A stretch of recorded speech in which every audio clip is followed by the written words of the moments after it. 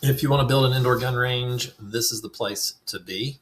This is one of the most common questions I get or should get that I don't from folks who want to build an indoor gun range in their area.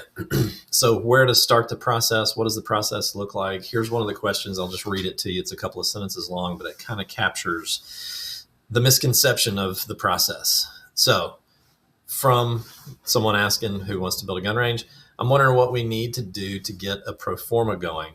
I've been working with some contractors and might be starting to talk to some architects. You showed me a sample spreadsheet earlier, but I was wondering how one might come up with the expected memberships and lane rentals. I'd like to get the process started so I can get something together and share with investors. Let me know your thoughts. Okay, great question. The reference to real estate, zoning, lenders, shooting range equipment manufacturers,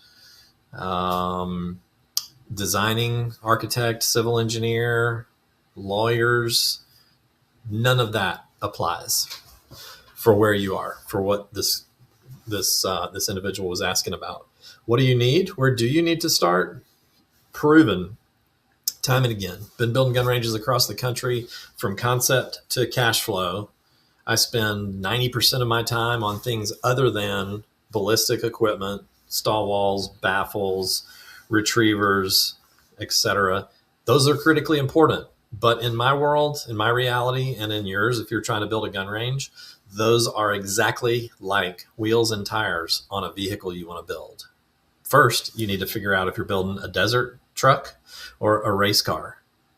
So motor, suspension, transmission, interior, body, all of that information, all of those inputs are absolutely a must before you go and talk to anybody about real estate, talk to anybody about the cost of debt or zoning approvals, or any range equipment. I don't care if you've already decided which trap you're going with or which manufacturer. Fine, that's all fine.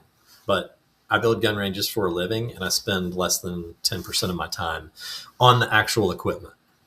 And you will too through this process. Whether you realize it or not, whether you agree with me or not, the retrievers they're going to be there. You need them, just like you need wheels to roll down the road or across the desert, wheels and tires, but you don't need them. So where do we start? Let's get to an actual answer.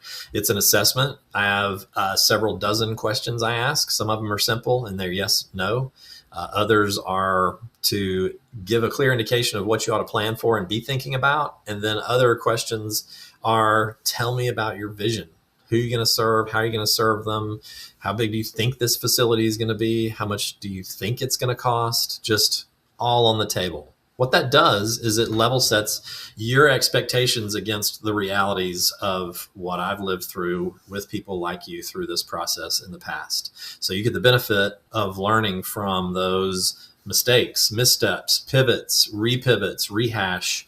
You get clarity with an unbiased opinion about each decision. And I'm thinking not only about, okay, you want to add another lane, or you want to add, let's say, a 100-yard bay. Appropriate in some markets, not appropriate in others.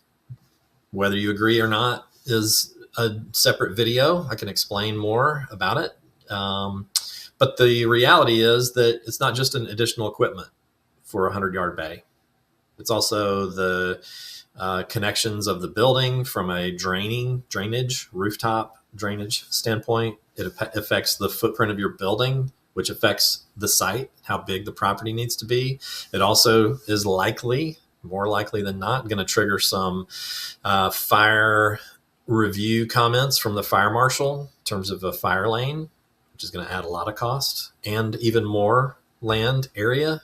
So one decision can have a ripple effect. And my role here is to say, well, it's not just 3 lanes of 100-yard steel baffles and equipment and so forth. It's all this other ripple effect that's going to have. So in the early stages, when you're starting out, or if you have not yet done this, you got to put it all on the table. The dream, the vision, the what are you afraid of? What are you excited about? And make it make sense. tied to reality, tied to your demographic, your population. How many other ranges are there in the area? What else are you competing with in the market from a disposable income perspective? Entertainment dollars, where are they going? Well, because shooting is entertainment for a lot of people. So how does that stack up against other offerings in your market? The next key element for us, if you're engaged with Range Development Services through this process, is regular communication, just updates. If you engage me, I'm not going to talk to you for 10 or 15 minutes and then come back weeks later with a fully finished, completely polished, buttoned up vision. You need to understand each of the components that go into the budget and the pro forma, the cost of money, how these facilities are set up, how they're funded, how they're financed, how we typically see investors included not only within the financial picture, but also within the operating agreement in terms of what their rights and roles and responsibilities are and are not. And then once that's done, we can actually start talking to architects, civil engineers, property owners, the municipality or the city. But if you start having those conversations before the budget pro forma vision are all hashed out, well north of 90% done and buttoned up, then as you see property that you like or you talk to an architect, then the property constraints become the driver for your vision, and you're going to respond to the limitations or the unlimited. If it's a really big site or a big building, you're going to grow your business kind of by accident, by happenstance, by mere fact of it's an opportunity. Well, if it's not tied back to a concrete, measurable, documented input, i.e. the budget, then you're on unsure footing. And if you're willing to do that, that's totally your choice, but it is not my mindset nor approach to this process. So these are all of the discovery process is all internal. It's really between us and maybe a little bit of outward looking, but the implementation phase is I've finished all this hard work. It's all on paper. It's all very quite clear. What is going to be unknown is your final location, your final real estate acquisition cost, and the development cost for that particular property. But those become your variables, not, well, now that we're looking at this property, should we build a 100-yarder?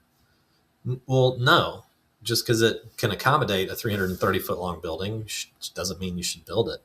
There's other reasons that you should build it or not. So they have to be answered in that implementation phase to be sure that when you're facing the reality of a particular property and you've got that real estate broker telling you that there's other people who are looking at the property or they're dealing with other offers, you can act more confidently. If you lack that confidence with the lack of a finished discovery process, then you will be far less confident in reacting to a requirement from the city for additional sidewalk or additional trees. We just got commercial site plan approval for another range, and we had a single one tree issue that we had to deal with, and we're perfectly fine addressing that. That's easy. It's a no-brainer. But if the issues are bigger, like we need a sprinkler system that could cost you $200,000, how do you avoid that? How do you respond to that? It's all buried in your baseline and your discovery process phase of this process. So know your ROI before you're outward facing and into the implementation phase is probably the number one key to this process and surviving it.